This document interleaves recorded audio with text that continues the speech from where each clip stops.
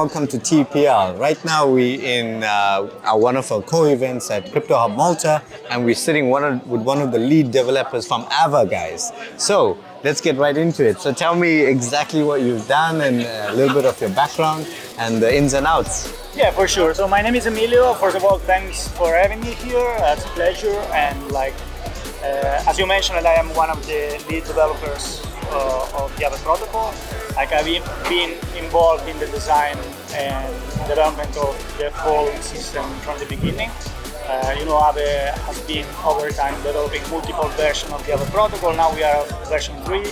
I've been in the development since since version 1, and even before that, the product that was called Itland. So yeah, I've kind of lived through the whole DeFi saga, and I hope to see how things evolve and how things will grow and scale in the future. Amazing.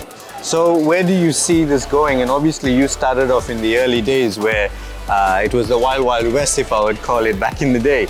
Yeah, it was still quite easy in the sense that, of course, as everyone knows, there is no regulation in crypto, and yes, whole space is still trying to find a kind of equilibrium, a balance.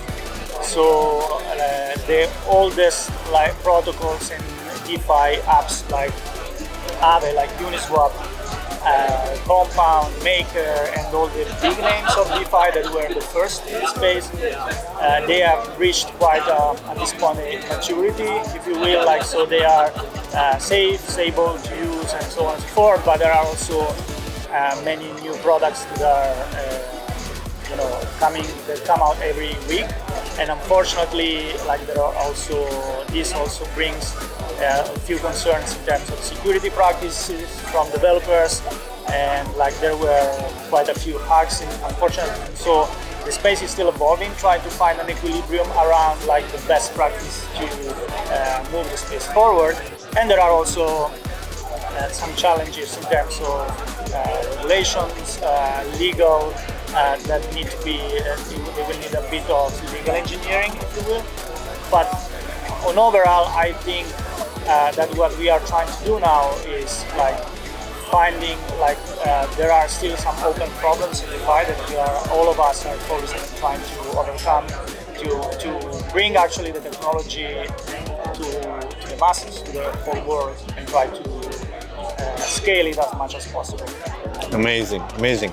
And in respect to regulations and DeFi, where do you think that's going, and how far ahead is DeFi for regulations? Because we both know they're still catching up, right? Okay, so that's a question that I was expecting that would pop up today. And for me, it's really hard to answer because I'm not, legal is not the strongest tool in my toolbox. So I really hope, unfortunately, there have been already some actions that right now they are not very friendly towards DeFi. I can recall, for example, the Tornado Cash, the ban of Tornado Cash, which is not strictly the DeFi that we are talking about, but still, a system that lives independently on the blockchain. The way decisions were taken legally from the authorities were unfriendly, unfortunately. So there is a lot of work to be done there. So it's not only technology that we are talking about, but also we are talking. This whole space needs a new legal framework. It's different technology, it's a different paradigm. It doesn't fit the current legal framework, in my opinion.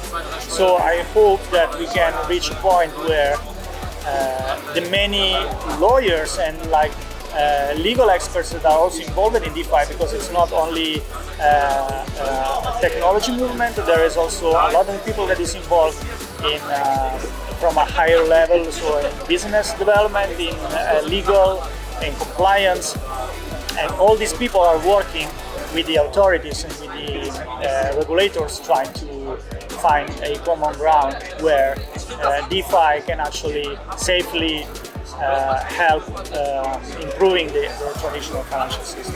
So for me, it's hard to give a definitive answer.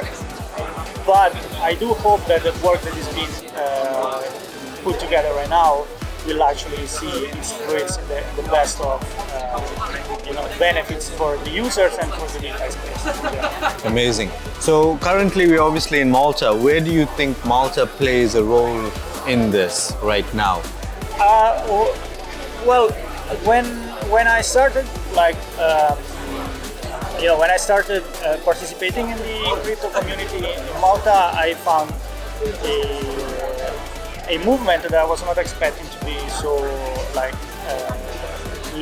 lively, or if you will, so into the technology. And it's very easy to find crypto participants that are mostly interested in investment. Right, so investments is usually the first reason why people get involved in crypto. So they want to try to earn from investing in crypto, right? But that's not only it. Like, for example, I'm not an investor in crypto. I work in crypto because I love the technology, I love the space, I want the space to succeed. And I found many people in Malta that share this point of view, which is very interesting. I was not expecting to find it. So I really hope that the space in Malta can grow further, and I know that there are many startups here as well, so I really hope that these startups can find their way towards becoming bigger and more prominent in the crypto space. Yeah, that's an amazing point of view. I really believe Malta has a very good opportunity in this, and obviously the startups as well, they got good potential, because being in Europe, obviously it's a great advantage with Mika coming out as well, so it's a great opportunity for them. On the same breath, the space itself has so much more to grow, and regulations as well, they need to catch up. But in a mass, I'm very pro mass adoption.